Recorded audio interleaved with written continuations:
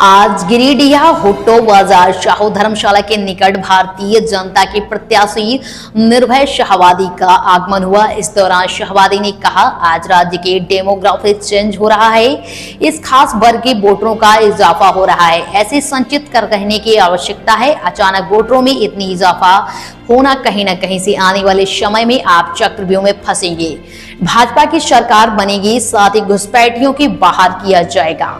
आपका एक एक वोट मोदी की ताकत को मजबूत करेगा, साथ ही देश आगे बढ़ेगा। मौके पर दिनेश यादव, कार्यक्रम में संचालन राजेश जायसवाल, धन्यवाद ज्ञापन विनोद केसरी, उपस्थित गढ़ उज्जवल गुप्ता, विशाल गुप्ता, अनिल सिंह, जयशंकर सिन्हा, नीलू सिन्हा, आकाश सिंह, उज्जवल साहू, मिट्टू भगत, सुरेश भगत, ओम सिंह, वनाशीदास सिंह एवं बबलू शाह, भारत एवं कन्हैया सिंह, मनोज राम, पवन केसरी, नरेश साहू, संदीप गुप्ता, मोनी साहू सहित सैकड़ों माता एवं बहनों थी।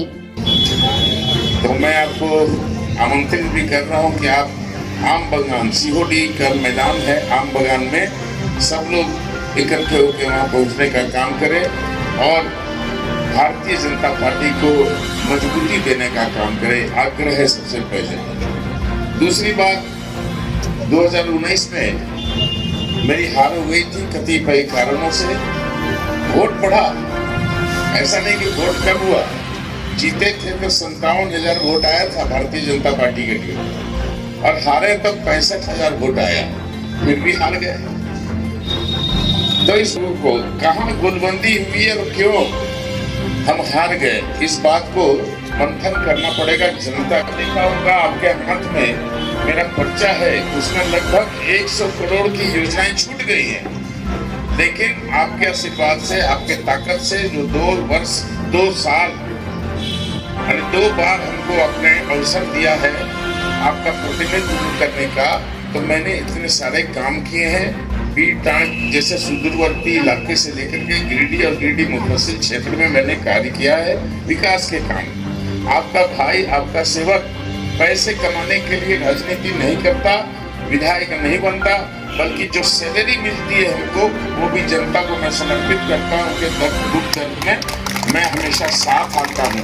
और ये सिलसिला मेरा हारने के बाद भी जारी रहा कि मैं वहाँ पर बैठता था और जनता के दुख दर्द को, चाहे वो बीडीओ हो, सीओ हो, थाना हो, पुलिस हो, शादी हो, ब्याह हो, बर हो, बीमारी हो, मैं लगातार 5 वर्ष तक बैठ करके जनता की सेवा करने का काम किया है। और अभी अवसर आया है कि आप फैसला लें, कौन कैसा है, कौन ईमानदारी से आपकी सेवा करने के लिए तत्पर है और कौन जेब भरने के लिए, कौन लूटने के लिए शक्तियां हैं। आपने सुना होगा कि किस तरह से हेमंत सोरेन जी जेल गए। क्यों जेल गए? भ्रष्टाचार किया इसलिए जेल गए। अभी भी आप देख रहे होंगे छापे पड़ रहे हैं, उनके सहयोगियों के यहाँ छापे पड़ रहे हैं। अकूत संपत्ति प्राप्त हो रही है। उनके एक मिनिस्टर के यहाँ से 350 करोड़ रुपया प्राप्त हुए, तो बाकी मिनिस्टर के यहाँ कितने पैसे होंगे आप इस अनुमान भी नहीं लगा सकते। तो मैं आपको ये सावधान करना चाहता हूँ, लुटेरी सरकार रहेगी तो आपके हकों को छीन करके अपना तिजोरी भरने का काम ये करेगी सरकार। इस सरकार को बदलना और मोदी जी को ताकत देना हम सबों की जिम्मेदारी बनती है। मोदी जी अगर ताकतवर होंगे तो देश सुरक्षित होगा, झारखंड सुरक्षित होगा, झारखंड में न्याय मिलेगा। ये भारतीय जनता पार्टी का वादा है। और आपने देखा है कि एक अवतार के रूप में मोदी जी हमारे देश में है। वो अवतार को हमको ताकत देनी है, जन समर्थन देना है। और जन समर्थन 20 तारीख को 2 नंबर का बटन दबा करके आप हमको आशीर्वाद दीजिएगा, लेकिन ताकत मोदी जी को मिलेगी।